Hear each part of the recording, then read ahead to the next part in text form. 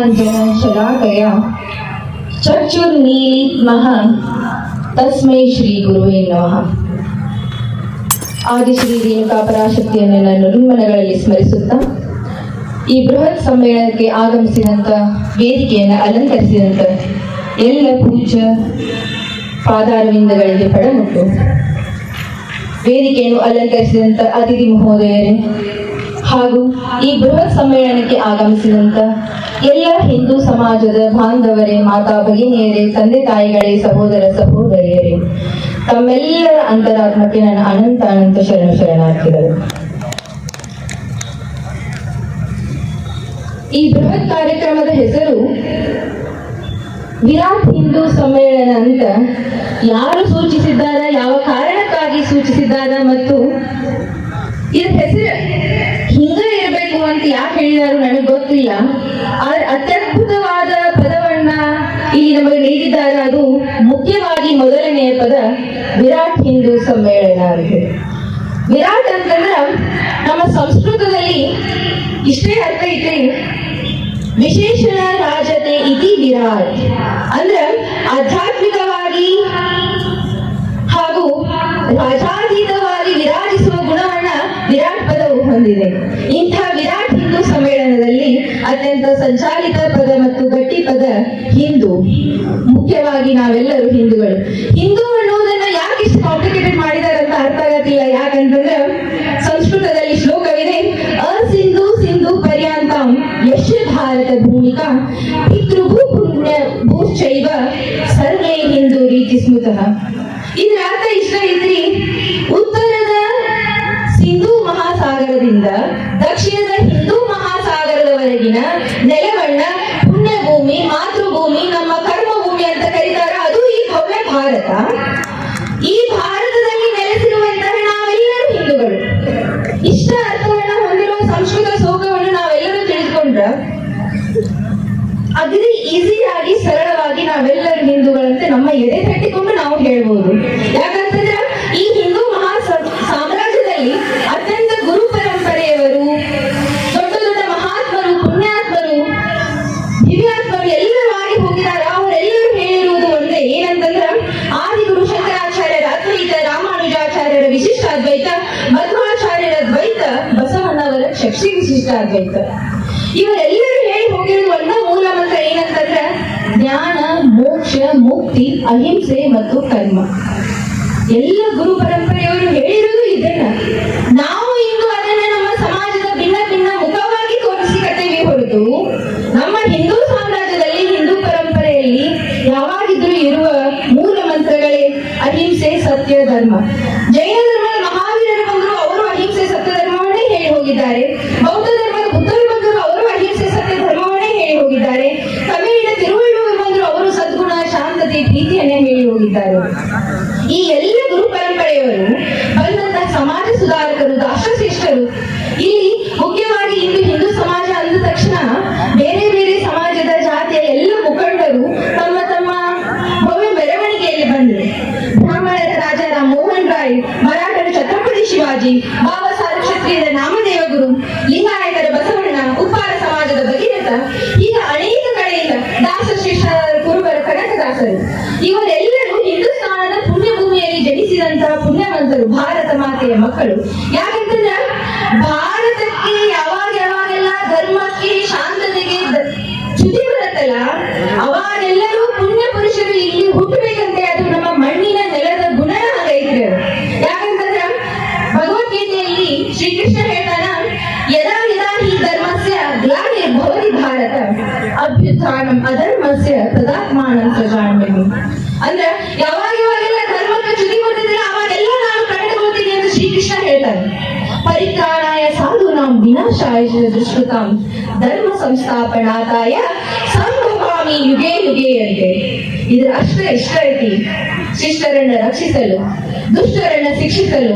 ಯಾವಾಗೆಲ್ಲ ಧರ್ಮಕ್ಕೆ ಚ್ಯುತಿ ಬರ್ತೈತಿ ಅವಾಗೆಲ್ಲ ಈ ಪುಣ್ಯ ಪುರುಷರ ಆತ್ಮಗಳಲ್ಲಿ ಪರಮಾತ್ಮನೇ ಹೊತ್ತು ನಮ್ಮ ಹಿಂದುತ್ವವನ್ನ, ಹಿಂದೂ ಧರ್ಮವನ್ನ ಕಾಪಾಡಲಿಕ್ಕೆ ತಾನ ಸ್ವತಃ ಅವತಾರ ಎತ್ತಿ ಬಂದಾನ ಅನ್ನೋದು ನಮ್ಮ ಹಿಂದೂ ಧರ್ಮದ ಪರಂಪರೆ.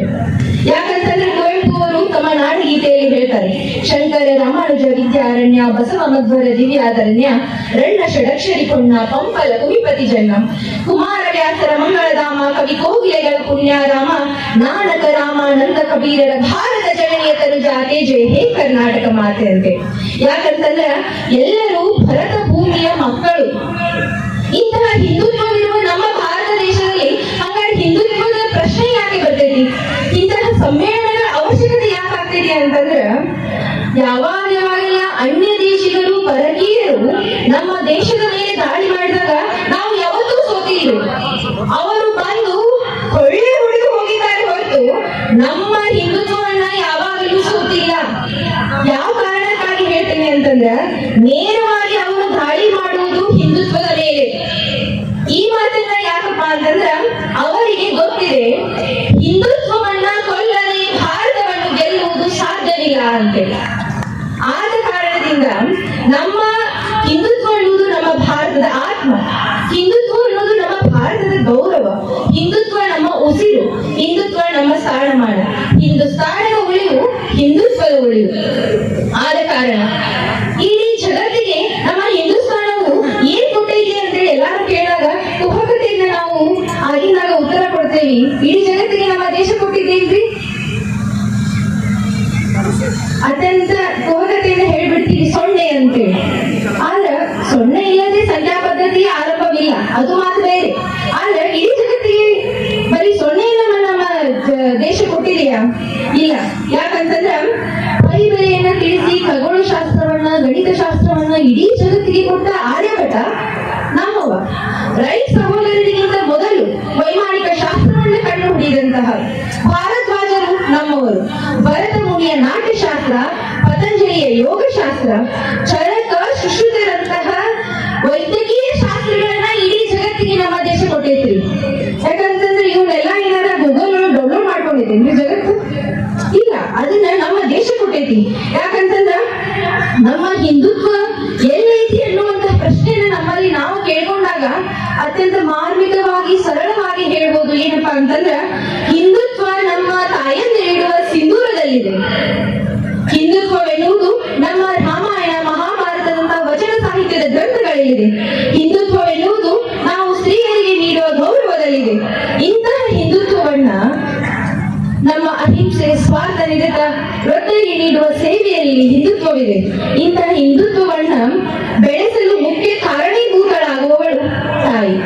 ಯಾಕಂತಂದ್ರ ಇಂದು ಮಹಿಳಾ ಪ್ರತಿನಿಧಿಯಾಗಿ ಸ್ತ್ರೀಯರ ಕುರಿತು ಯಾವುದೇ ಜಗತ್ತಿನ ಯಾವುದೇ ಧರ್ಮದಲ್ಲಿ ನಾವು ಬೇರೆ ಬೇರೆ ದೇಶದಲ್ಲಿ ನಾವು ನೋಡ್ಬೇಕಂತಂದ್ರ ಹೆಣ್ಣನ್ನ ಸರಿ ಸಮಾನವಾಗಿ ಕಾಣ್ತಾರು ನಮ್ಮ ದೇಶದಲ್ಲಿ ಅಂತ ಅವ್ರು ಹೆಮ್ಮೆಯಿಂದ ಹೇಳ್ಕೊತಾರೆ. ಆದ್ರೆ ನಾವು ಅತ್ಯಂತ ಹೆಮ್ಮೆಯಿಂದ ಹೇಳ್ಕೋಬೇಕು, ನಮ್ಮ ದೇಶದಲ್ಲಿ ಪುರುಷನ ಸರಿ ಸಮಾನವಾಗಿ ನಾವು ಹೆಣ್ಣು ಮಗಳನ್ನ ನೋಡಂಗಿಲ್ರಿ, ನಮ್ಮ ತಾಯಿಯ ರೂಪದಲ್ಲಿ ನೋಡ್ತೀವಿ. ಯಾಕಂತಂದ್ರ ಯತ್ರ ನಾರ್ಯಸ್ತು ಪೂಜ್ಯಂತೆ ತತ್ರ ರಮಂತೆ ದೇವತಾಃ. ಅಂದ್ರ ಎಲ್ಲಿ ಹೆಣ್ಣು ಪೂಜಿಸಲ್ಪಡುತ್ತಾಳೋ ಅಲ್ಲಿ ಸಾಕ್ಷಾತ್ ದೇವತೆಗಳು ನೆಲೆಸಿರುತ್ತಾರೆ ಎನ್ನುವ ಪರಂಪರೆ ನಮ್ಮದು. ಜನನಿ ಜನ್ಮಭೂಮಿಶ್ಚ ಸ್ವರ್ಗಾಧಿಪತಿ ಎದಿಧರಿಸಿ. ಅಂದ್ರ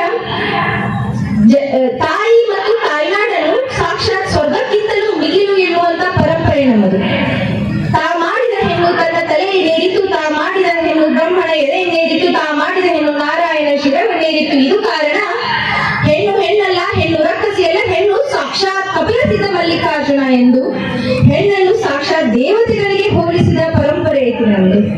ಇಂತಹ ಹೆಣ್ಣು ಮಗಳು ನಮ್ಮ ತಾಯಿಯಾಗಿ ನಿಲ್ತಾಳೆ. ನಾವು ಕುಡಿಯುವ ನೀರಿಗೆ ಗಂಗೆ ಅಂತ ಕರಿತೀವಿ, ನಾವು ಓದುವ ವಿದ್ಯೆಗೆ ಸರಸ್ವತಿ ಅಂತ ಕರಿತೀವಿ, ನಮ್ಮ ದನದ ಮೂಲಕ್ಕೆ ನಾವು ಲಕ್ಷ್ಮಿ ಅಂತ ಕರಿತೀವಿ. ಹಿಂಗ ದೇವತೆಗಳ ಸಾಲಿನಲ್ಲಿ ನಾವು ನಮ್ಮ ಹೆಣ್ಣು ಮಗಳನ್ನ ನಿಲ್ಲಿಸ್ತೀವಿ. ಯಾಕಂತಂದ್ರ ನಮ್ಮ ಹಿಂದುತ್ವದಲ್ಲಿ ಎಂತೆಂತ ಹೆಣ್ಣು ಮಕ್ಕಳಿದ್ದಾರೆ, ಎಂತೆಂತ ಹೆಣ್ಣು ಮಕ್ಕಳಾಗಿ ಹೋಗಿದ್ದಾರೆ. ನಾವು ಬೇರೆ ಯಾರನ್ನೂ ಉದಾಹರಣೆಯಾಗಿ ತಗೊಳ್ಬೇಕಾಗಿಲ್ಲ. ರಾಜತಂತ್ರದಲ್ಲಿ ಭಾಗವಹಿಸಿದ ರಾಣಿ ಪದ್ಮಾವತಿ ಕೂಡ ನಮ್ಮೊಂದು ಹೆಣ್ಣು.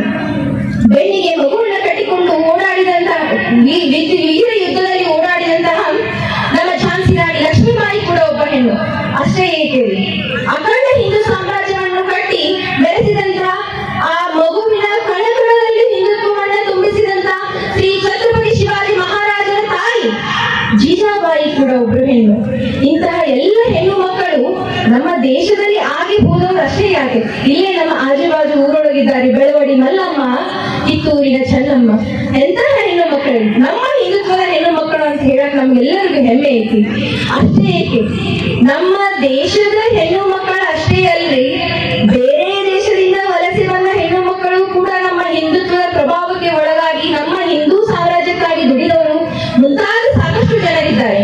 ಉದಾಹರಣೆಯಾಗಿ ಹೇಳ್ಬೇಕಂತಂದ್ರ ಒಬ್ಬ ಐರಿಷ್ ಮಹಿಳೆ ಮಾರ್ಗರೆಟ್ ನೋಬೆಲ್ ಅನ್ನುವಂತ ಮಹಿಳೆ ಸ್ವಾಮಿ ವಿವೇಕಾನಂದರ ಪ್ರಭಾವದಿಂದ ಒಳಪಟ್ಟು ನಮ್ಮ ಅಕ್ಕ ನಿವೇದಿತ ಆಗಿ ನಮ್ಮ ದೇಶವನ್ನ ಕಾಪಾಡಿದ್ರು. ಇಂಥ ಎಲ್ಲ ಮಹಿಳೆಯರನ್ನ ನಮ್ಮ ಪುಣ್ಯ ಭೂಮಿಯಲ್ಲಿ ನಾವು ಸ್ಮರಿಸಿಕೊಂಡು ಜಗತ್ತಿನ ಅತಿ ದೊಡ್ಡ ಹಿಂದೂ ಸಾಮ್ರಾಜ್ಯದ ನೆಲೆಗಟ್ಟಿನಲ್ಲಿ ನಾವು ಯಾರನ್ನ ಆದರ್ಶವಾಗಿ ತಗೋಬೇಕು ಅಂತಂದ್ರೆ ಒಬ್ಬ ಬುಡಕಟ್ಟು ಜನಾಂಗದ ಶಬರಿಯ ಎಂಜಲನ್ನು ನೆರಳೆಯನ್ನು ತಿಂದ ಶ್ರೀರಾಮ ನಮಗೆ ಇಂದು ಆದರ್ಶವಾಗಿ ನಿಲ್ತಾನೆ. ಅಷ್ಟೇ ಯಾಕೆ, ನಮ್ಮ ಇಡೀ ಜಗತ್ತಿನಲ್ಲಿ ಅತಿ ದೊಡ್ಡ ಸಂವಿಧಾನ ನಮ್ಮ ಭವ್ಯ ಭಾರತದ ಸಂವಿಧಾನ. ಈ ಸಂವಿಧಾನವನ್ನು ಬರೆದಂತ ಅಂಬೇಡ್ಕರ್ ಅವರು ನಮಗೆ ಆದರ್ಶವಾಗಿ ನಿಲ್ತಾರೆ. ಇಲ್ಲಿ ಕುಲವೆನ್ನದೆ ಜಾತಿ ಎನ್ನದೆ ಅಂಬೇಡ್ಕರ್ ಅವರು ತಮ್ಮ ಎನ್ಎಲಿಯೇಷನ್ ಆಫ್ ಕಾಸ್ಟ್ ಅದರಲ್ಲಿ ಒಂದು ಮಾತನ್ನ ಹೇಳ್ತಾರ, ಎಲ್ಲಿಯವರೆಗೆ ಜಾತಿಗಳಿರೋ ಅಲ್ಲಿಯವರೆಗೆ ಸಂಘಟನೆ ಸಾಧ್ಯವಿಲ್ಲ, ಎಲ್ಲಿಯವರೆಗೆ ಸಂಘಟನೆ ಸಾಧ್ಯವಿಲ್ಲ ಅಲ್ಲಿಯವರೆಗೆ ಹಿಂದೂ ಧರ್ಮದ ಸಬಲತೆ ಸಾಧ್ಯವಿಲ್ಲ ಅಂತೇಳಿ. ಇಂತಹ ಹಿಂದೂ ಧರ್ಮವನ್ನ ಕೊನೆಯಾಗಿ ನನ್ನ ಒಂದು ಸ್ವರಚಿತ ಕವನವನ್ನು ಹೇಳುತ್ತಾ ನನ್ನ ಮಾತನ್ನು ಮುಗಿಸ್ತೀನಿ. ಹಿಮಾಲಯದ ಮಡಿಯಲ್ಲಿ ಗಂಗೆಯ ತಟದಲ್ಲಿ ಅರಳಿತು ಹಿಂದುತ್ವ ಜಗತ್ ಕಲ್ಯಾಣದಲ್ಲಿ, ವೇದಗಳ ಮಂತ್ರ ಉಪನಿಷತ್ತಿನ ಸಾರ, ಶಾಂತಿಯ ಜೀವನವೇ ನಮ್ಮ ಧರ್ಮಾಧಾರ. ವಸುದೈವ ಕುಟುಂಬಕಂ ನಮ್ಮ ಶಕ್ತಿ, ಸರ್ವೇ ಜನ ಸುಖಿನೋ ಭವಂತು ನಮ್ಮ ಭಕ್ತಿ. ಸನಾತನ ಧರ್ಮ ನಮ್ಮ ಅಮರ ತತ್ವಜ್ಞಾನ, ಹಿಂದುತ್ವವೆಂದರೆ ಅದೇ ನಿಜವಾದ ಧರ್ಮ ಜಾಗರಣ, ಅದೇ ನಿಜವಾದ ಧರ್ಮ ಜಾಗರಣ. ಎಲ್ಲರಿಗೂ ಅನಂತ ಶರಣಾರ್ಥಿಗಳನ್ನು ಹೇಳ್ತಾ ನಾನು 2 ಮಾತುಗಳನ್ನು